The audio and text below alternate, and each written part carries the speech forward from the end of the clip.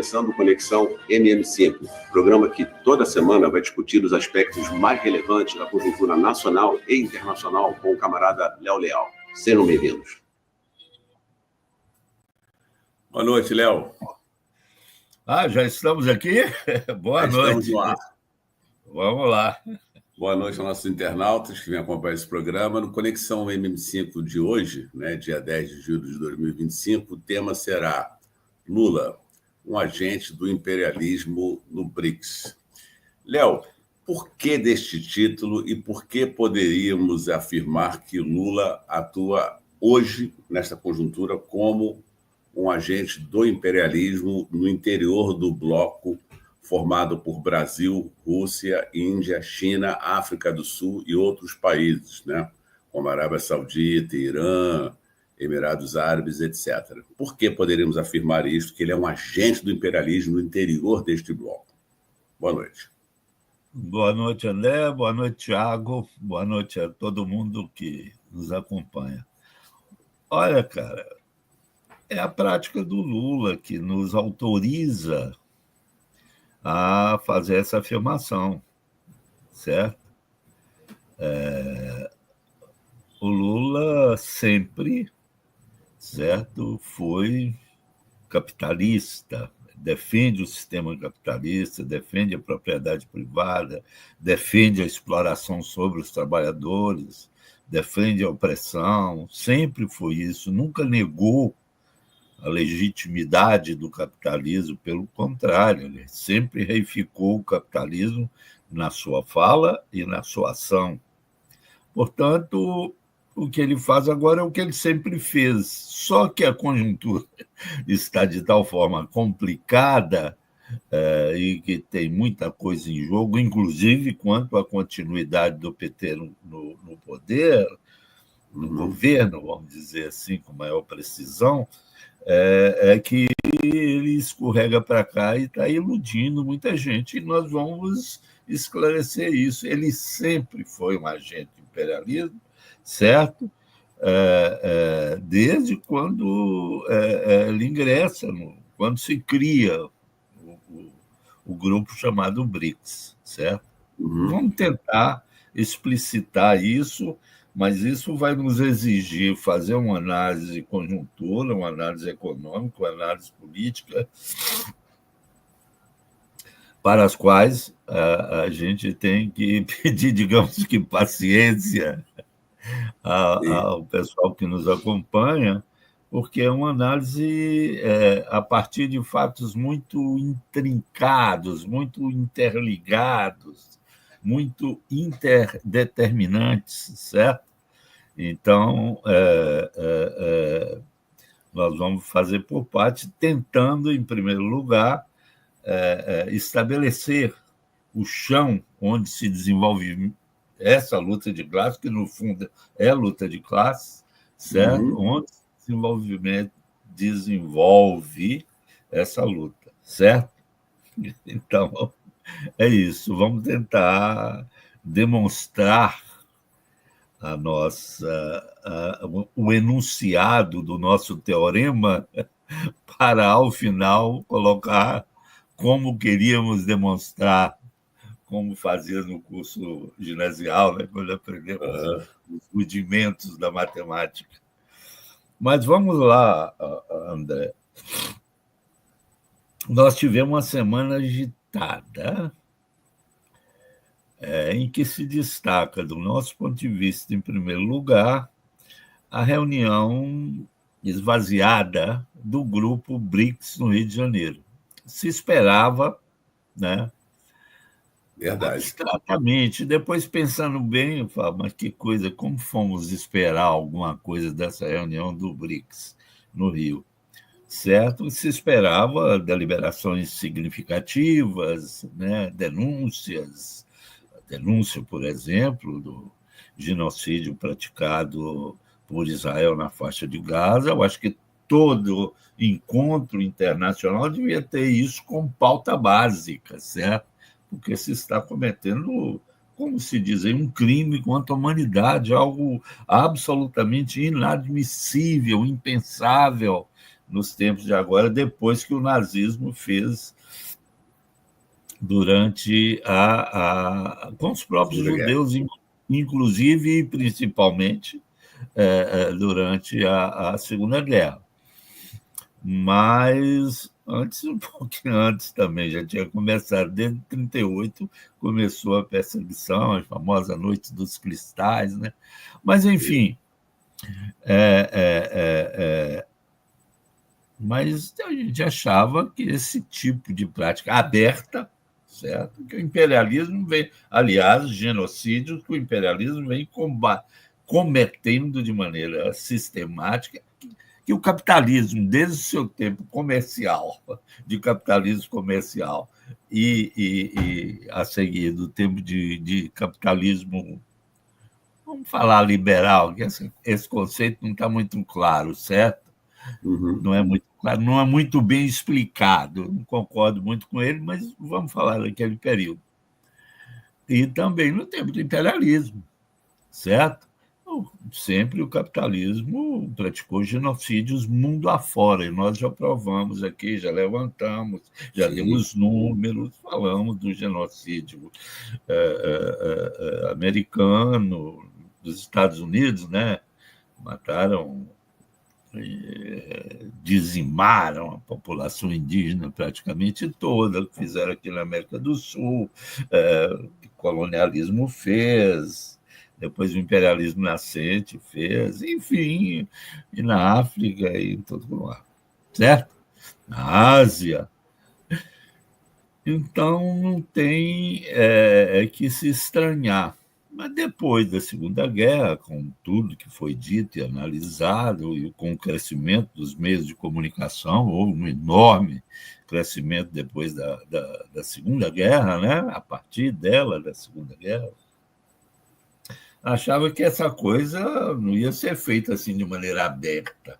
Mas então o governo israelense, desculpem, o capitalismo, através do governo israelense, do governo norte-americano, e com apoio de governos da Europa, dos países centrais, estão praticando um genocídio em Israel. Então, qualquer encontro internacional, né, é assim, o genocídio em Gaza. Teria, mas nem isso eles tocaram, não fizeram nada, certo?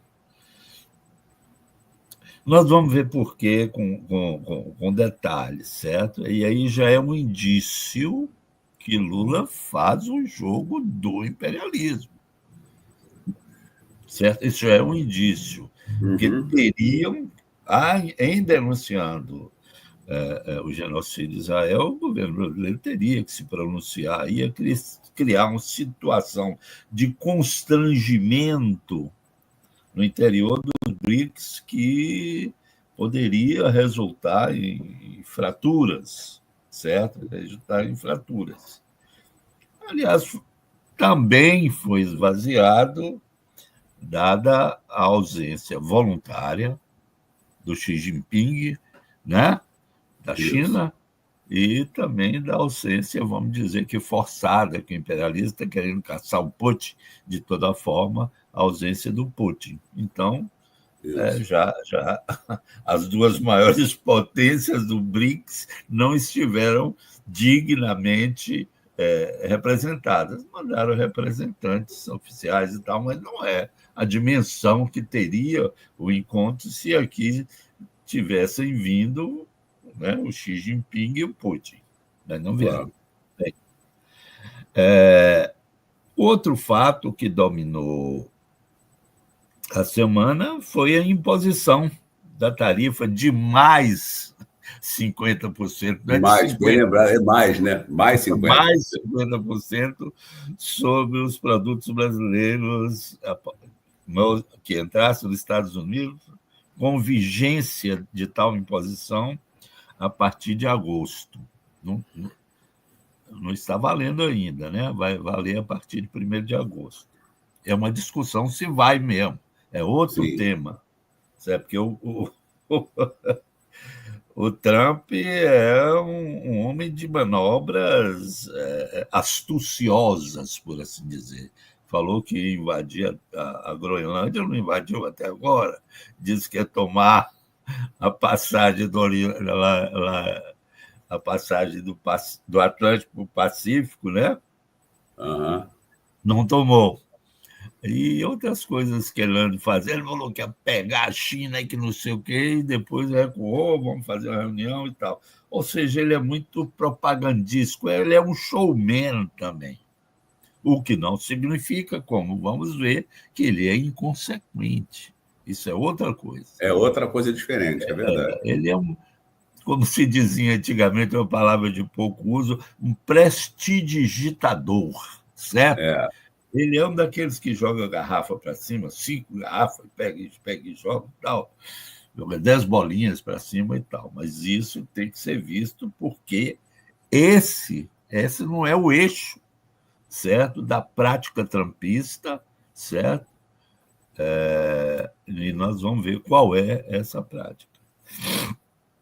Em terceiro lugar, outra coisa que agitou a semana é o Lula fazendo pose de bravinho. Aí já é uma coisa, né, muito séria. E ele tem enganado até gente boa, sabia? Eu tenho Sim, conversado com eu sei, alguns muita amigos. gente, tem enganado muita gente. Eu tenho conversado com amigos jornalistas, porque tem jornalista bom, a maioria não vale nada, tudo um bando de vendido, certo? Na grande mídia, né? Jornalista. Uhum. Mas eu tenho conversado com alguns amigos que mantêm uma dignidade mesmo na grande mídia e forma, olha, tem muita gente acreditando. E isso é verdade. Na fanfarronada de Lula. E nisso Lula é mestre, né?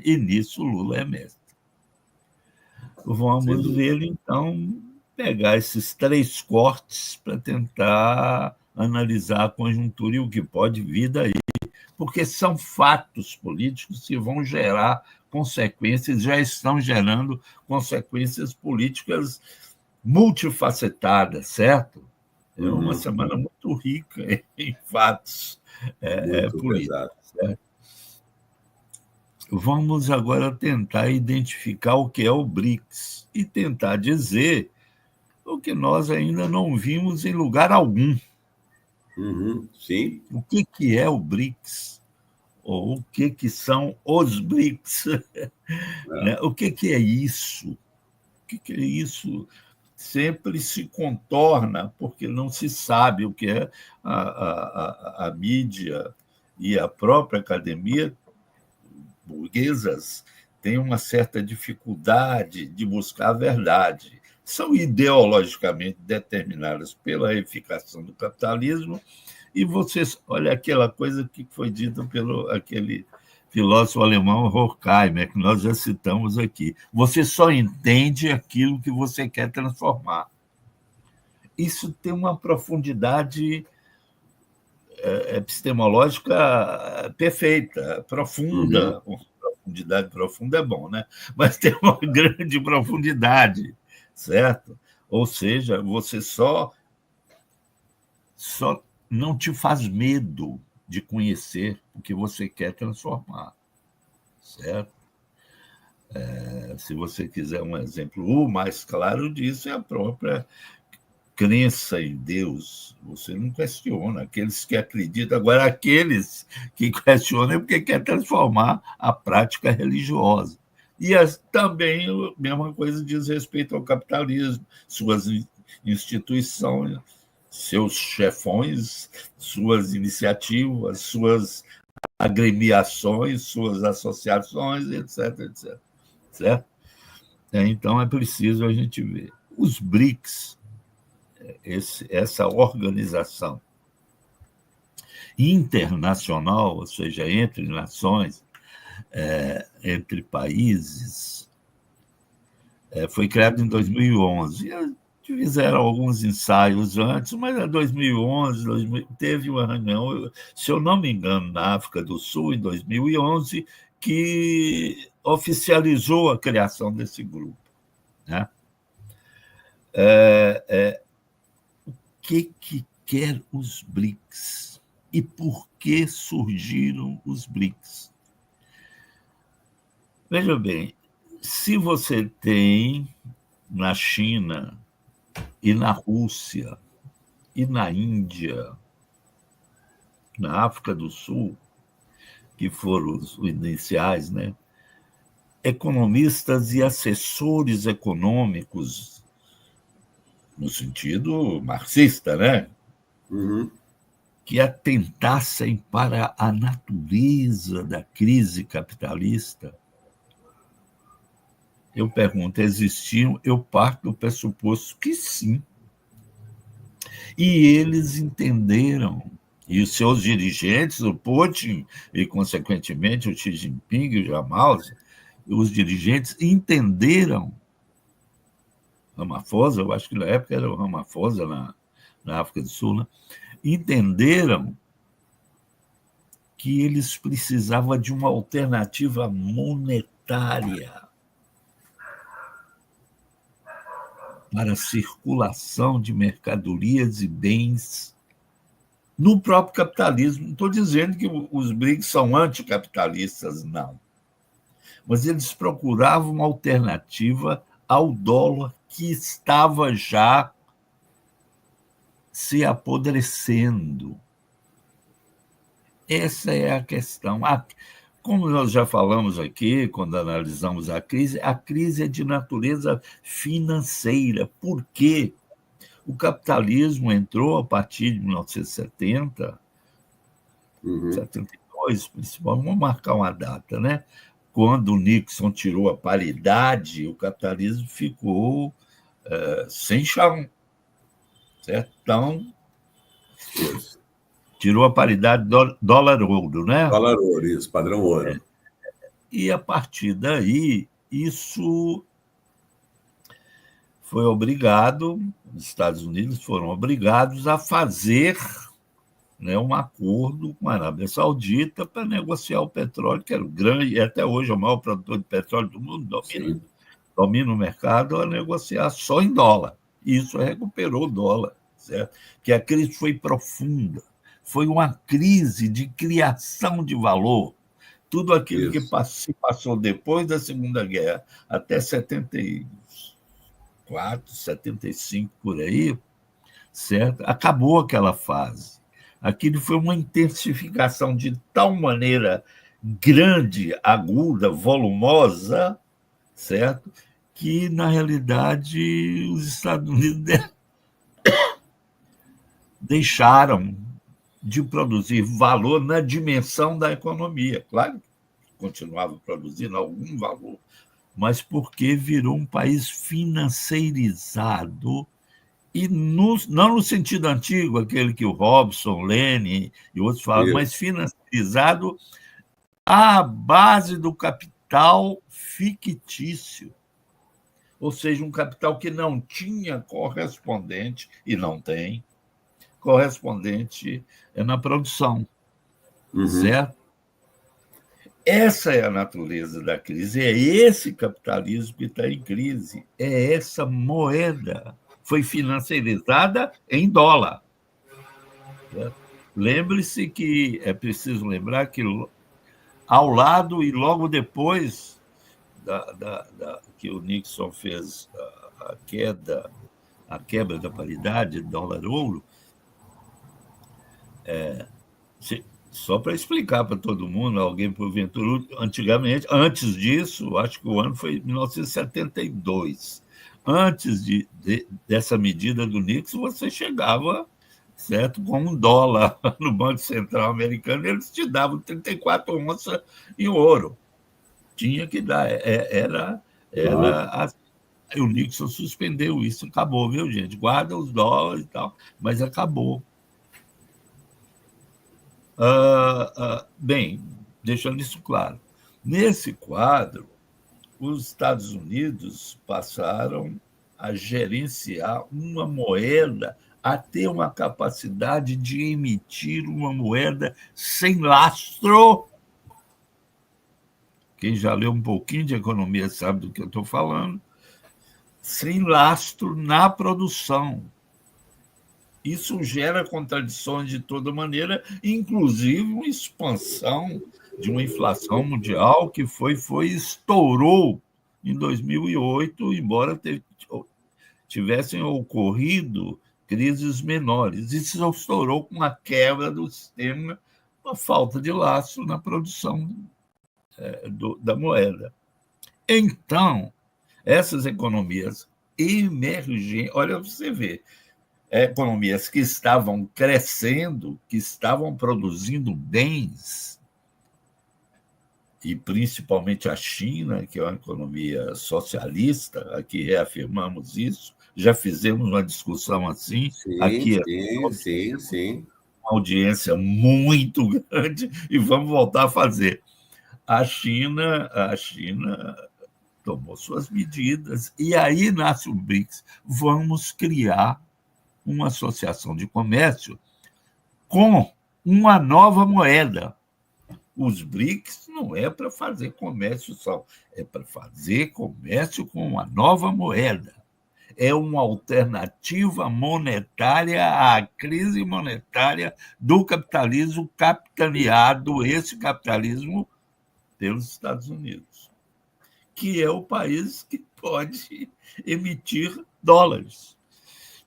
Então, esses países em crescimento, a Rússia também, a Índia cresceu muito, esses países, não vou entrar no mérito do crescimento da China, comparar com a Índia ou com qualquer um, mas cresceram também, a própria África do Sul. Sim. Certo? Imagina ficar à mercê, certo, de uma moeda puramente especulativa, de um bem puramente, de um fantasma, que é o dólar. Sendo que, certo, os empréstimos são feitos em dólar, as dívidas são feitas em dólar, a acumulação é feita em dólar, a formação dos tesouros nacionais é em dólar, certo? Os preços do mercado internacional são indexados à variação do dólar, tudo isso. O dólar, dá tudo. Então, o que fazem esses países? Não, vamos criar uma moeda com lastro na produção, uma moeda séria. O dólar virou uma molecagem, certo? Aí, isso está ligado com a crise dos Estados Unidos, que deixou de produzir valor também. Viveu, quando ele tem o dólar na mão, eu vou especular à vontade. Sim. Certo? E com isso foi desindustrializando os Estados Unidos. E essa desindustrialização provocou um endividamento enorme dos Estados Unidos, a partir e dependência em relação à própria China e a outros países, certo? O que faz agora? Aí você vai entender por que o Trump fez isso. Eu já falei, vou repetir, vamos repetir aqui. O Trump não é esse babaca, desculpe a expressão, que todo mundo está falando. Ele está fazendo, do ponto de vista dos Estados Unidos, ele está fazendo certo. Sim. Ele quer livrar o país do imperialismo, sim. Do ponto de vista capitalista, sim. É aquela história, farinha pouca, meu pirão primeiro. Ele está vendo o país. Eu posso abrir uma janela rápida nessa discussão, sem querer cortar o raciocínio do camarada? Uma coisa rápida. Nessa questão, você vai falar disso, obviamente, a irritação do Trump nessa questão da busca dos países que estão no BRICS, né, da possibilidade de buscar uma outra moeda como referência, isso tem a ver também, e não só com o fato de que seria uma moeda que ia ter lastro na produção concreta, ao contrário do dólar, mas também que os países fazendo isso, na verdade, você retira dos Estados Unidos da América uma capacidade significativa de comando de ações econômicas e políticas no mercado internacional, porque você começa a desconstruir a hegemonia do dólar como moeda de referência. Estou pensando assim, o dinheiro, seja na forma de dinheiro como forma capital, mas sobretudo capital, quando você tem isso lastreado numa moeda que é referência do comércio internacional, dá aos Estados Unidos um poder de comando no mercado internacional que é muito grande, que ele vai perder, né? E o Trump percebeu isso, né? Desculpe. Essa é a questão central. Essa é a questão central do ponto de vista político. certo? Que isso não ia acontecer uma coisa dessa dimensão, certo? Veja bem se você se lembra que depois da Primeira Guerra Mundial, você teve o dólar tomando o lugar da libra. A Inglaterra perdeu o poder no mundo. Verdade. A Inglaterra, a senhora dos mares, a senhora do universo, até o fim da Primeira Guerra, perdeu com a ascensão do que então, veja bem o nome, Estados periféricos. Há historiadores que chamam a União Soviética, que surgiu, né, depois no curso da Primeira, mas se consolidou logo, os estados periféricos seriam Estados Unidos, o Estado Central, a Inglaterra, e os estados periféricos é que emergiram e hegemonizaram.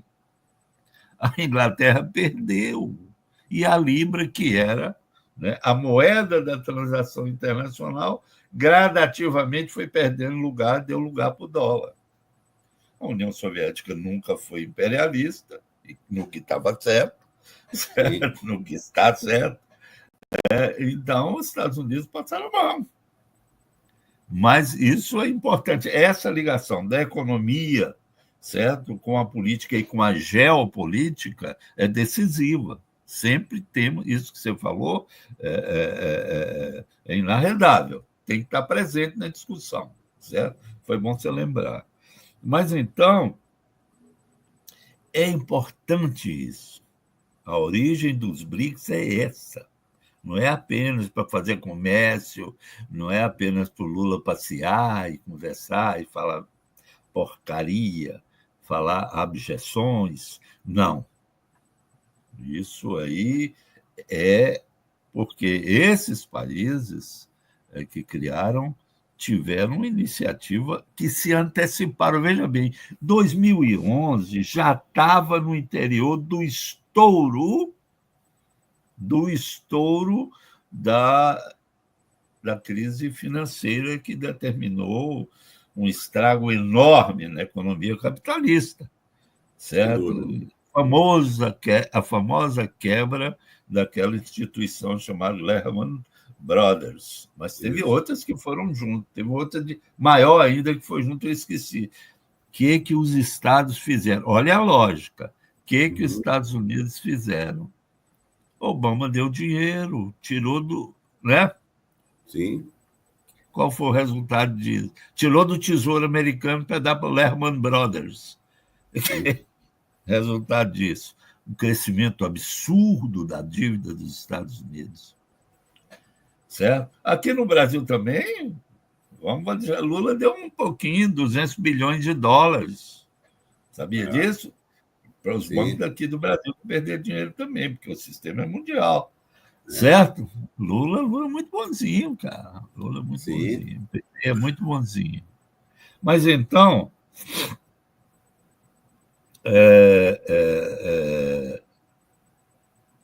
essa é a questão central. Essa é a questão central. Então, não sei se ficou claro o que eu estou falando. De onde surgiu essa organização plurinacional chamada BRICS? E qual é o objetivo dessa organização chamada BRICS? Daí, uma coisa de extrema importância, certo? O BRICS não pode crescer numa linha qualitativa. Você viu que o BRICS, politicamente qualitativo. Você citou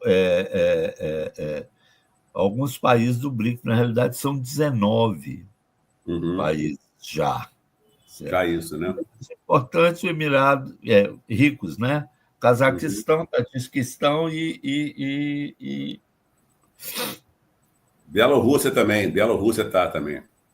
Tá, Bielorrússia, eu poderia até citar aqui, porque eu anotei. Mas eu acho que não é necessário, são 19 países. O Cazaquistão é o 4º produtor de petróleo do mundo. Olha. O Azerbaijão, eu não sei, mas é um grande produtor também.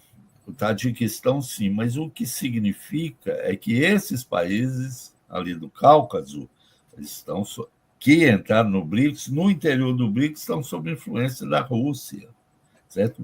Com todas as divergências que, quando se fala em Cáucaso, está falando em confusão política, né? Mas o fato é esse, certo? Então, eu espero ter ficado claro, para que ninguém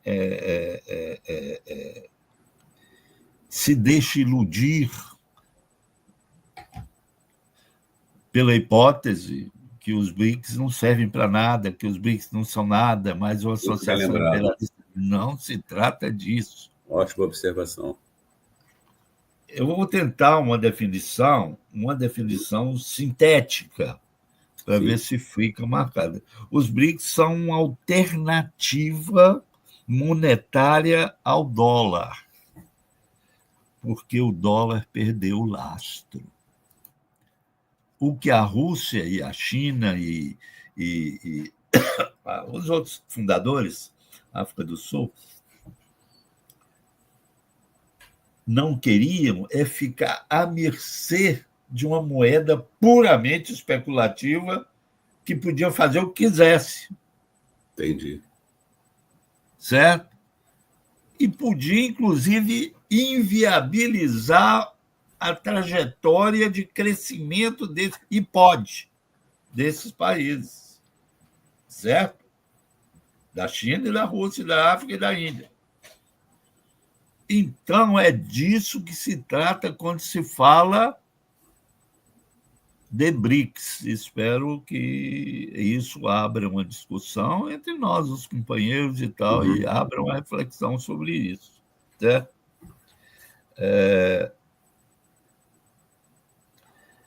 Então, o MAGA é Make America Great Again, quer dizer, é o slogan da campanha e da administração Trump nos Estados Unidos, certo?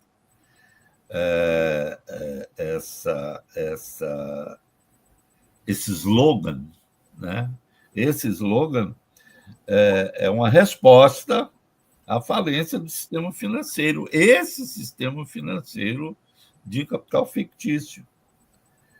É como eu falei, né? Farinha pouca, o Trump falou, não, farinha pouca, meu pirão primeiro, como se fala na Bahia, né?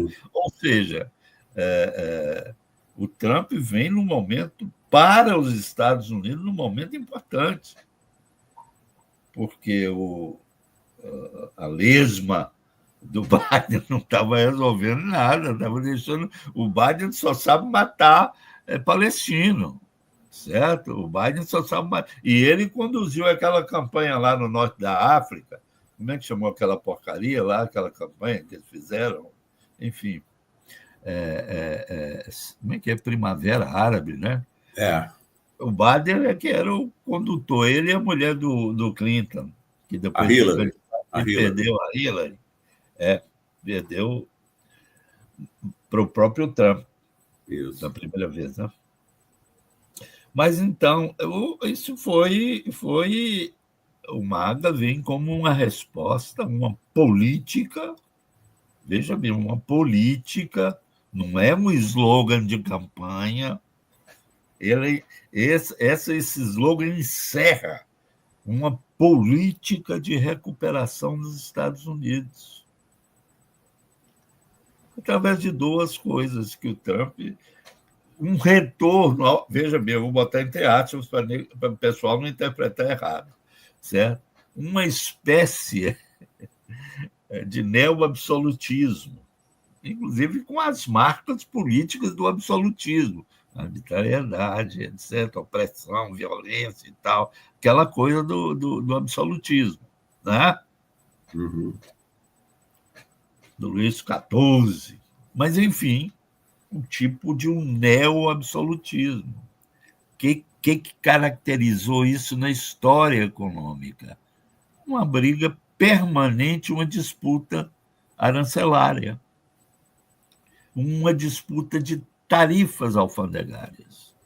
Isso é que marcou aquele período, está marcando a política do Trump. O Trump está voltando, guardadas as proporções, a um tipo de um absolutismo. Então, o que ele está fazendo?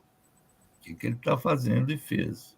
Duas coisas que eu falei, né? Uma política alfandegária que rende dinheiro para os Estados Unidos. Olha só, porque quando socorreram os grandes conglomerados financeiros especulativos, certo? O Tesouro dos Estados Unidos foi lá no chão.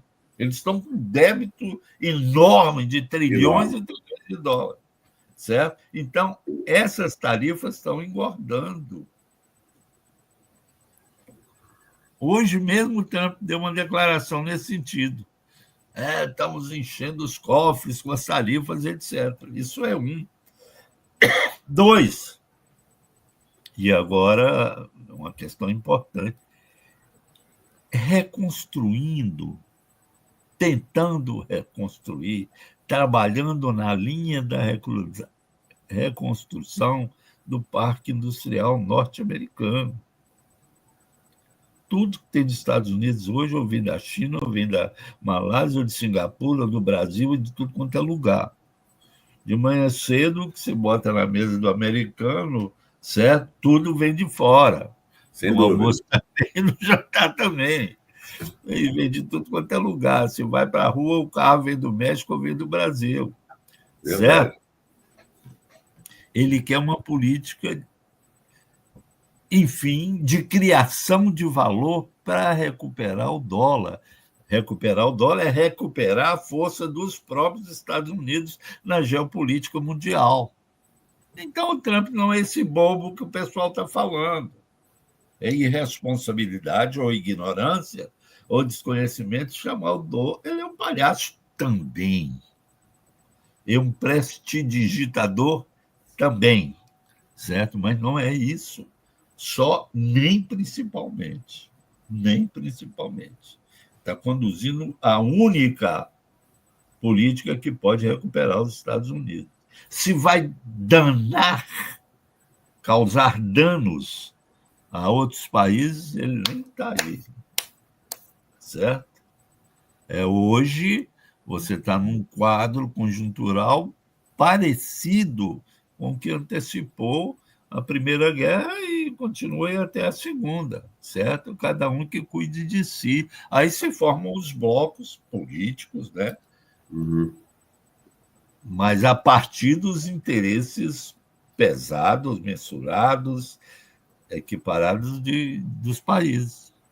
Léo, interessante, só uma coisa de 30 segundos. Vontade, interessante que você já frisou no programa anterior que ele retoma características de uma política de acumulação primitiva, né? Eu diria de forma complementar também, e muitos elementos da política mercantilista, né? Que, na verdade, que implode essa lógica da OMC, Organização Mundial do Comércio, que eles propugnaram durante tanto tempo, e o Trump... Acabou essa porcaria. Acabou, isso acabou, né? Eu vi alguns comentaristas da grande imprensa dizer é uma pena, não tem mais a Organização Mundial do Comércio. Trump esculhambou, destruiu aquela porcaria. Mas, enfim, aquilo era de um tempo que não existia mais. Tem que ver o fim da Organização Mundial do Comércio como o fim de um tempo. Não dá para organizar, é selva. É selva, cada um que se vire, certo? Você não pode ter uma política sistematizadora de interesses que unifique esses interesses. Não dá para unificar. Não dá. Mas, então, agora, o que significa... 38 minutos já. Mas o que significa essa tarifa adicional de 50%? Pois é. Eu estou chamando, André, de tarifa Bolsonaro. Ela não tem a ver com a outra. Certo? E isso é mais, me parece, certo? O Trump levantando o Parabelo 44, aquele revolvão antigo. Né? Olha, eu estou com isso aqui na mão, vocês tomem cuidado comigo e tal. Certo? É uma ameaça, certo? Claro.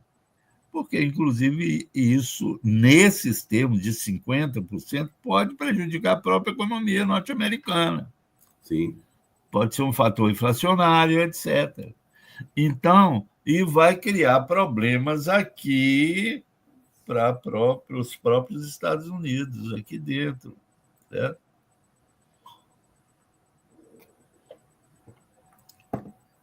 Então,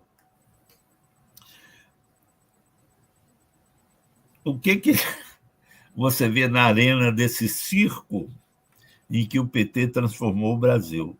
O Brasil foi transformado em um circo fundamentalmente pelo PT. Se o bolsonarismo cresceu, se o fascismo cresceu, a responsabilidade é do PT. Vamos deixar isso bem claro, certo? Na medida que, primeiro, não combateu o fascismo no seu nascimento, sim, tentou ter uma política de conciliação e de governabilidade, isso chama hoje de governança, de governabilidade junto com a extrema-direita emergente. Não fez nada para combater, certo? Estimulou, conviveu, foi conivente com o crescimento dessas organizações religiosas nazistas, que são o neopentecostalismo financeiro. São nazistas. Você já falou isso aqui e eu estou repetindo, certo? São organizações de caráter nazista. Deixa eu tirar essa blusa que está fazendo calor, cara. Espera aí. Mas então, não fez nada. Pelo contrário, procurou prestigiar. Esse povo não paga imposto. Eles são uma organização financeira que não paga imposto. Eles não pagam imposto. Verdade. Isso é importante dizer. Está se brigando por causa do imposto, por que não mete imposto em cima desses nazistas? Agora não passa mais no Congresso, porque esses nazistas, certo, dessas igrejas já elegeram um Congresso no Brasil que, para modificar a qualidade e a correlação de forças no Brasil, no Congresso brasileiro, vai ser difícil. O Congresso brasileiro está dividido, é importante. Eu creio que estruturalmente tem que acontecer uma coisa muito grande para isso mudar, mas muito grande mesmo. Você tem 3 partes, certo? Você tem a direita, que é o governo do PT, a extrema-direita, que é esse pessoal do Bolsonaro, etc. E tem um grupinho lá de iludidos, de esquerda, social-democrata ainda, que acreditam, 2 ou 3, que o resto do PT, que se diz social-democrata, está na direita. São oportunistas, igual. Certo? Então, depois eu vou voltar a esse tema. O PT é um partido de direita, né, Léo? É um governo de direita, um partido de direita. Isso é bom, André. Até o Norberto Bobbio tem um trabalho sobre isso. Mas veja bem,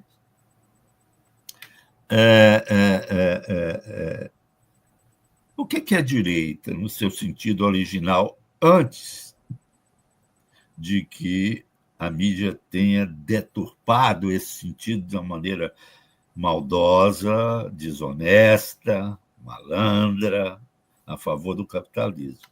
A direita, quem era de direita, é aquela pessoa que é a favor da propriedade privada dos bens de produção, é a favor de exploração capitalista, ou seja, do trabalho assalariado, criador de uma mais-valia, a ser apropriada por os detentores desses meios, os detentores privados desses meios de produção. Fundamentalmente, isso, politicamente, eles podem ser democratas, podem ser ditatoriais, podem ser fascistas ou nazistas, mas quem é democrata, nesse caso, é o centro. E quem é da extrema-direita, todos são da direita. você tem uma direita que defende a democracia, para falar em termos políticos, e uma extrema-direita que defende as ditaduras e o fascismo em geral, de sua forma nazista ou não. É isso. Então, o que existe é uma direita, PT, Lula, porque o Lula é democrata. Tudo bem, eu acho até que é mesmo.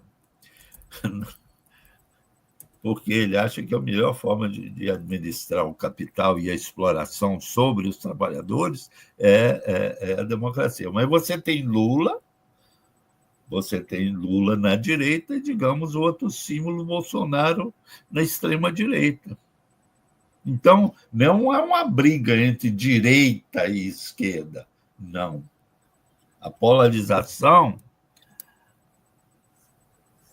Boa noite, Misael. Um abraço. Misael está dando um abraço aqui.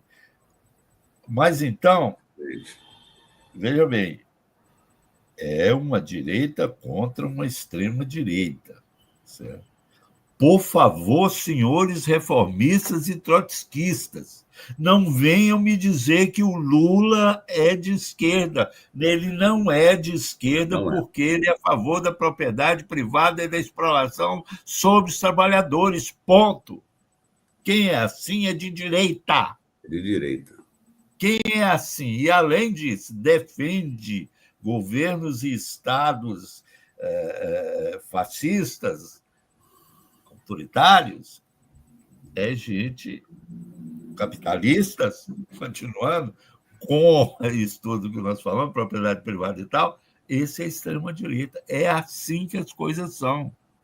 Mas você vê por parte, André, da própria esquerda, principalmente os grupos, a maioria, né, dos grupos reformistas e trotskistas, certo? Defendem isso. Não, o governo é de esquerda e Bolsonaro é de direita. Não. O governo é de direita, o PT é de direita, Bolsonaro é de extrema-direita. É esse o cenário, é esse o chão das lutas de classe. Né?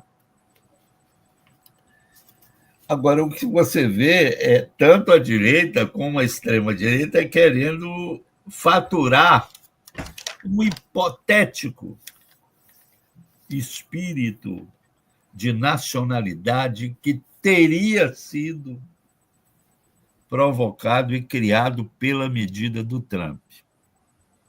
Em primeiro lugar, é uma ilusão supor que vai ficar em 50%, a não ser que você não faça uma análise das consequências concretas, das manifestações concretas desses 50%. É deixando claro que o Brasil exporta para os Estados Unidos 15 bilhões de dólares por ano. Isso ia complicar a base do próprio Bolsonaro aqui, que é soja, o pessoal do agronegócio, né? É soja, é milho, é laranja, né? Suco de laranja, minério de ferro, minério de alumínio, bauxita que chama, né? E pronto. Isso não vai ficar. É de uma burrice enorme. Isso vende jornal, é uma palhaçada e tudo, vende espaço, propaganda para dar dinheiro para esses analistas que ficam, certo? Eles ganham muito.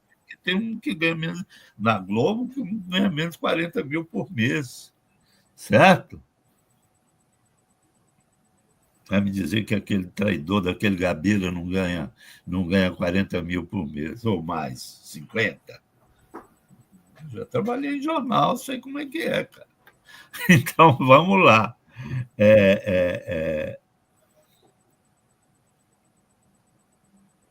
Eu quero... Ambas as partes, a direita e a extrema-direita, está querendo faturar, né? Em cima dessa última manifestação dos 50% de tarifa sobre o produto brasileiro do Trump. Eu acho que essa possibilidade não é possível, certo? Não é possível. Isso não vai pegar. Até agosto, isso já vai ser revisto. Ou vai abaixar, ou vai tirar, ou vai abaixar muito, ou vai tirar, certo? Mas foi uma tentativa de pressão do Trump a favor do Bolsonaro, mas não tem materialidade econômica, é isso. Não tem materialidade econômica.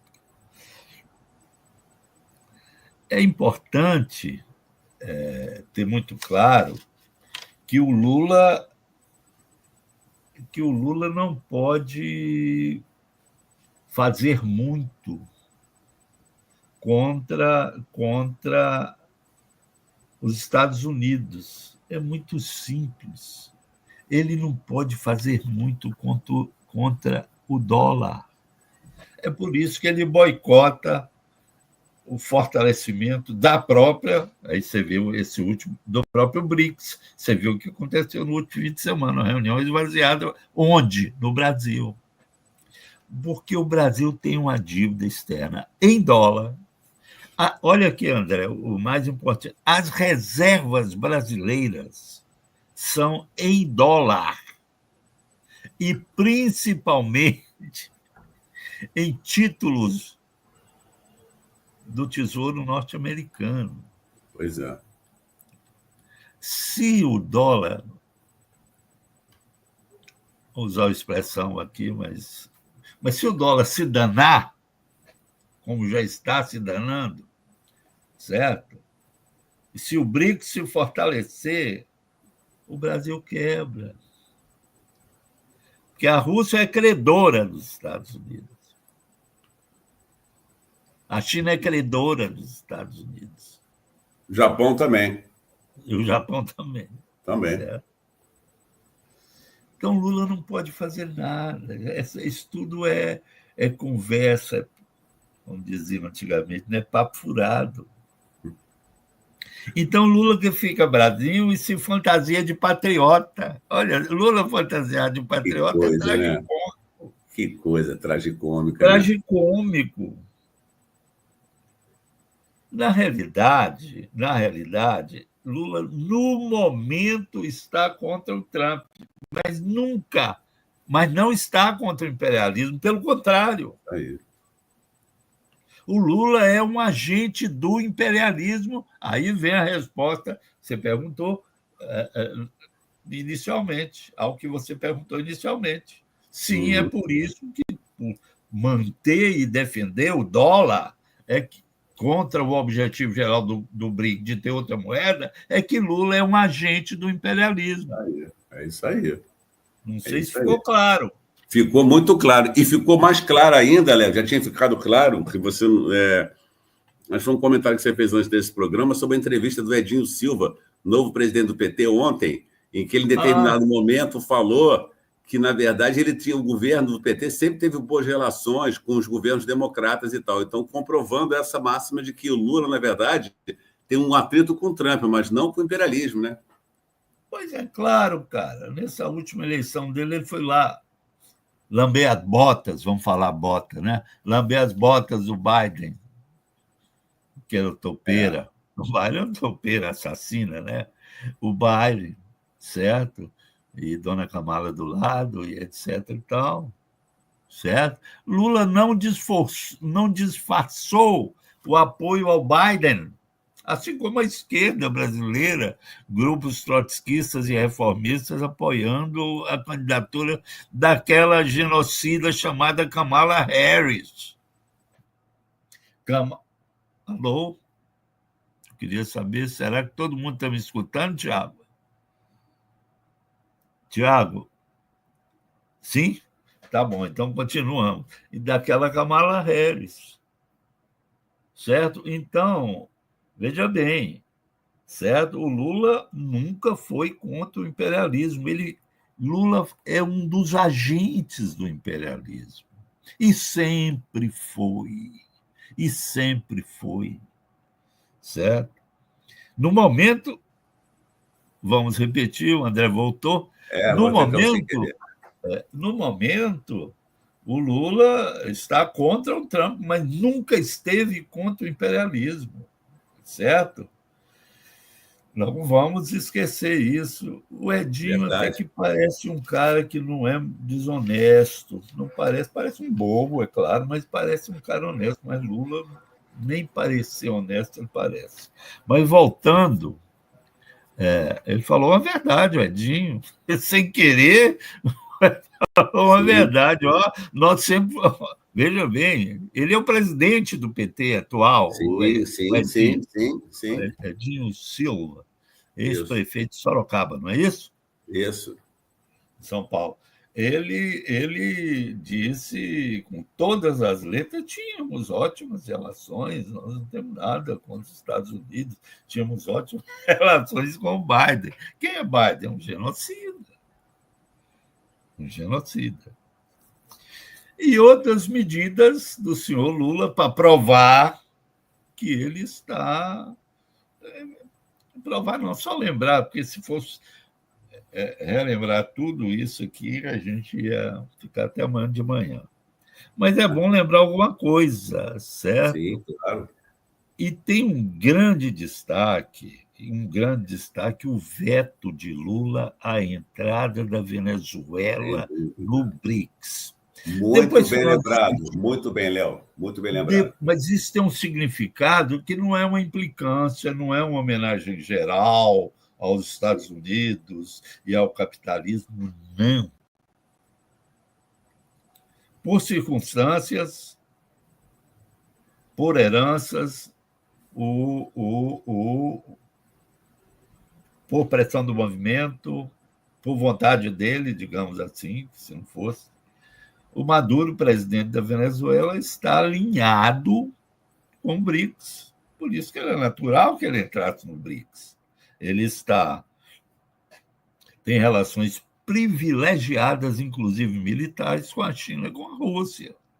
Certo? Privilegiadas. A Venezuela no BRICS significa trazer o BRICS e parte da economia, parte grande, porque a Venezuela é a maior reserva de petróleo do mundo, trazer para a América Latina e para o BRICS para a América Latina. Hoje nós temos na América Latina Cuba, que a gente sabe Cuba só sobrevive pela enorme consciência política de seus trabalhadores, senão não existia mais. Cuba é massacrada diariamente, de todas as maneiras, pelo imperialismo, certo? Mas sobrevive. Aí tem uma herança Sem dúvida. política. Ali tem pátria, certo? Ali tem pátria. Eu conheço Cuba, certo? Ali tem pátria. Quando se fala em pátria no Brasil, eu vou voltar nisso, está se falando em futebol. Em Cuba e na Venezuela, não. Ou seja, tem Cuba, que é um país fraco economicamente, embora muito forte política e ideologicamente. Agora, vai entrar a Venezuela. A Venezuela tem a maior reserva de petróleo do mundo. A Venezuela tem enormes jazidas de ouro. A Venezuela tem terras raras, que é um tipo de minério usado na indústria eletrônica hoje. Ela é fundamental, inclusive para a viabilidade desses carros elétricos que estão criando aí agora com alternativa ao carro combustível fóssil. Então, a Venezuela entrando no BRICS, já com esses 19 países, que não é pouco, experimentaria um tipo de crescimento. Por quê? Veja bem, o boicote. Está acabando, mas eu vou ter que falar isso tudo. Desculpe, os camaradas, não aguentem aí mais um pouco, quem nos ouve, né? A Venezuela sofre um boicote enorme, indescritível. Eu tenho uma relação completa. Inclusive, roubam reservas em dinheiro, reservas ouro da Venezuela. Você sabia? não sei se todo mundo sabe, que a Inglaterra roubou, só para citar um dado, 10 bilhões de dólares em ouro da Venezuela, que estava depositado lá no Banco da Inglaterra.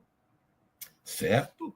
Agora, isso não é o principal, é um boicote enorme que envolve mais de 10 bilhões de dólares de toda a natureza. Um navio que vai para a Venezuela não pode ancorar em nenhum porto dos Estados Unidos e alguns outros países que fazem. Então, é uma dificuldade. Remédio não entra, a indústria farmacêutica não vende remédio para a Venezuela. As pessoas passam dificuldades para buscar, para comprar e ter remédio. Às vezes, tem alguns companheiros aqui do Brasil que mandam remédio para a Venezuela. Certo? Então, é muito com isso, com os BRICS, se os Estados Unidos manterem essa política, estariam ofendendo, desrespeitando e agredindo a organização, os BRICS, e não só a Venezuela. É por isso que o Brasil, que o senhor Lula veta, com poder de veto, que é um país criador, a entrada da Venezuela nos BRICS. Certo? Eles temem de medo da Venezuela e devia ter medo mesmo, viu? Porque o país Venezuela é uma coisa diferente. A Venezuela é um país do maior potencial revolucionário do mundo. Quem já esteve lá, e eu já estive lá, e outro companheiro nosso já esteve, também, pode atestar isso, o grau de organização, o grau de radicalização, o grau de consciência do proletariado venezuelano. Certo? O avanço do movimento dos trabalhadores e do movimento sindical lá. A principal central de trabalhadores da Venezuela chama Central Bolivariana Socialista da Venezuela.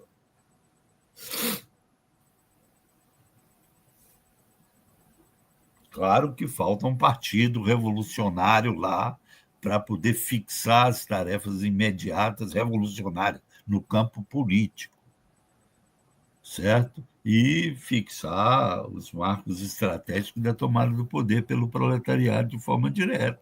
Mas não existe país hoje no mundo com potencial revolucionário maior que a Venezuela. Isso eu atesto, assino embaixo e posso dizer por todas as razões. Certo? Então, o senhor Lula proíbe a entrada da Venezuela nos BRICS. O que é isso? Um agente do imperialismo. Nos BRICS, é disso que se trata. Não sei se você se lembra, André. Quando o Lula se elegeu em 2002, qual foi a primeira viagem internacional que ele fez? Estados Unidos.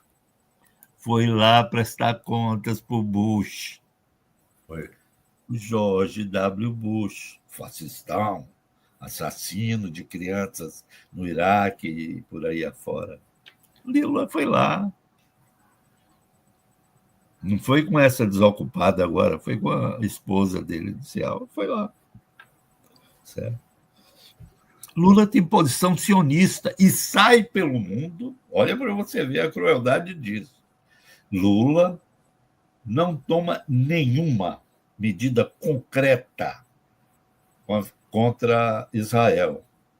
O mínimo que ele podia fazer era romper relações totais, diplomáticas inclusive. Romper relações todas com Israel. Pelo contrário, a Petrobras fornece óleo, combustível e diesel para Israel. E a Petrobras pertence ao governo, né? Ainda, do ponto de vista dessa política. Certo? Desse tipo de deliberação. Lula vai para o exterior, onde é que ele vai? Porque é genocídio, porque isso, fala.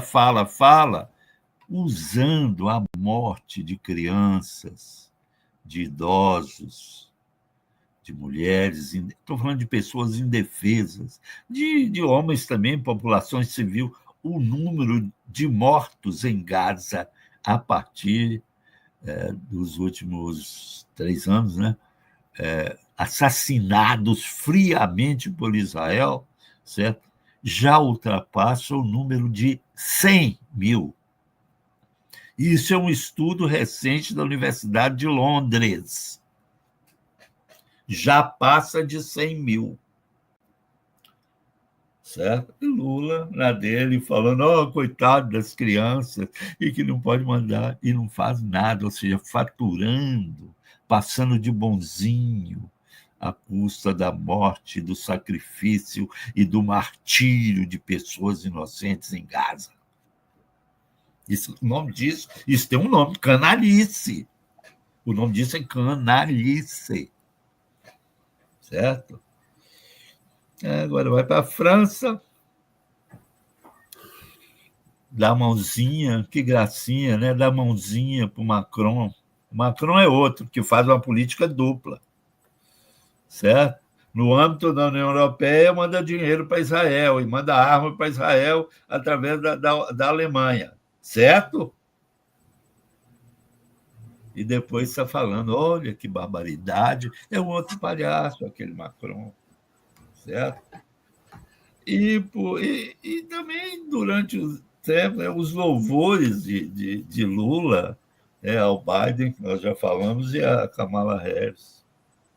Nisso, junto com a esquerda brasileira, né, André? A esquerda brasileira se alinhou a Kamala contra o Trump, porque a Kamala para cá é negra, é mulher, que não sei o quê, é uma assassina.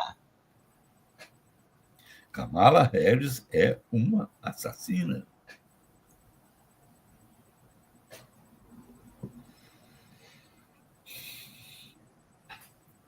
No quadro geral, a situação é difícil. O Lula também num quadro muito complicado.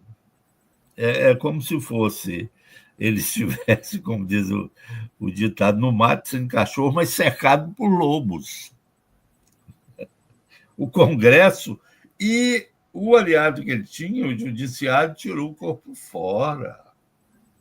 O Judiciário, né, que era o que vinha segurando, tirou o corpo fora. Na hora que Lula apelou contra o veto ao IOF, certo? Ao aumento do IOF, apelou para o Congresso vetou. Lula apelou para o Judiciário, aí vira o Supremo e fala, vamos conversar, nós somos todos amigos, vamos tomar um chazinho de camomila e a gente resolve isso. É isso. Lula está sem o Supremo, está sem o Congresso, então o que ele pode fazer? Se ele fizer um recurso sério às massas, a Força Armada não vai deixar. Porque a Força Armada é fascista, o Brasil tem um fascismo estrutural, coisa que nós discutimos aqui. A igreja, ele não vai. E tem mais o crime organizado, sim, que a história prova que o crime organizado é base do fascismo. Não tem esse ministro da Justiça atual, que é um cara sério, mas, como todo, mesmo que seja um cara sério, um cara estudado, com alguma cultura, certo? Mesmo assim, bem advogado, né? Bacharel em Direito, né? Então, o nome, como é que é? Pô, já falei o nome 200 vezes. O ministro da Justiça, como é que é, André? Lewandowski, o nome polaco. Mas o Lewandowski está tentando fazer alguma coisa aí, porque... Ele é bem intencionado, Léo, ele é um cara sério. É um cara bem intencionado, cara. Ele não é um cara covarde, não é? Ele quer fazer uma política de combate ao crime, porque ele sabe... Quem tem o mínimo de informação, que conhece o mínimo de história, sabe que os lumpens são base do fascismo. O crime organizado é base do fascismo.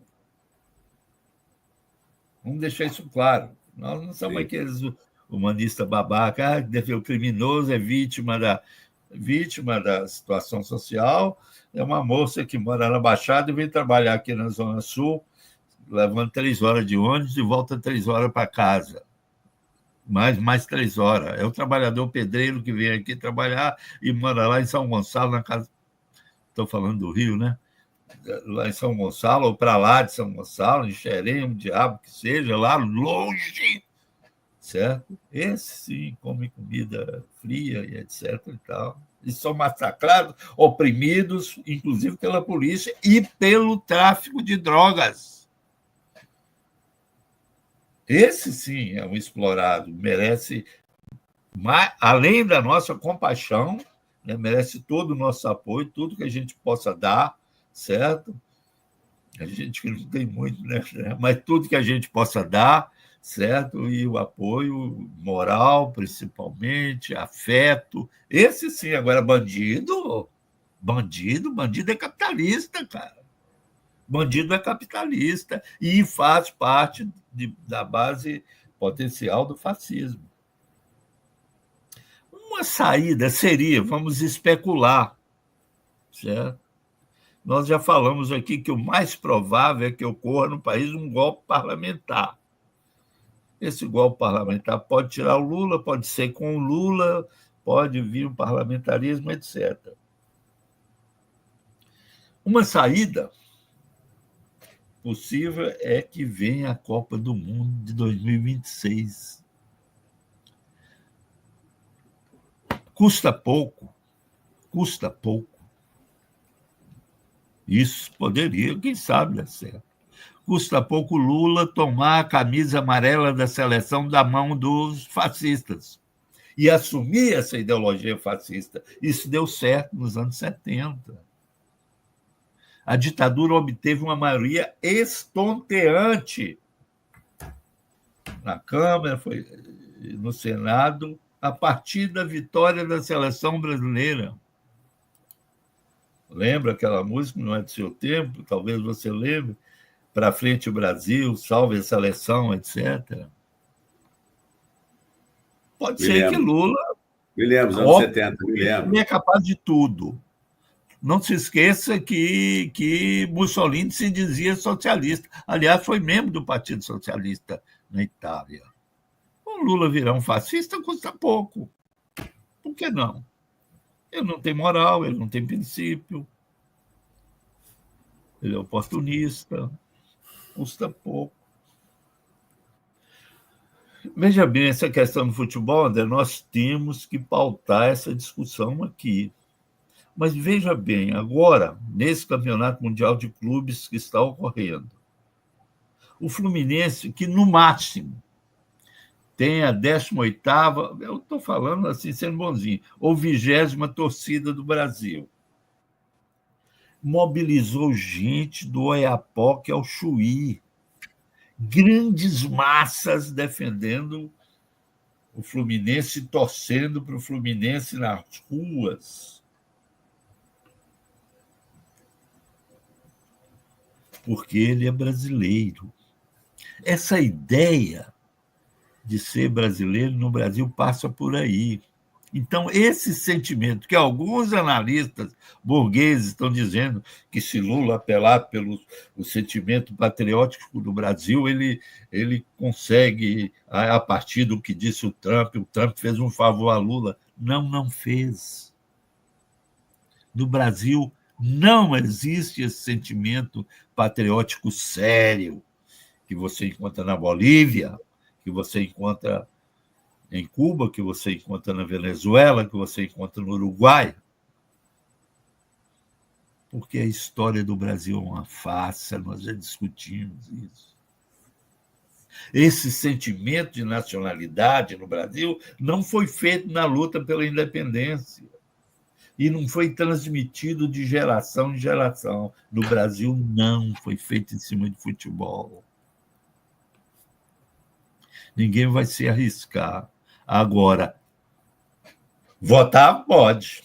Votar pode. Se fizer bem feito, Aí vai ter uma disputa concreta em torno da camisinha amarela. Não é igual essa, não. Essa aqui não tem nada de disputa. Vou deixar isso bem claro. Então, isso foi um presente da minha sogra há anos, que eu faço questão de usar até hoje. Mas, então, voltando,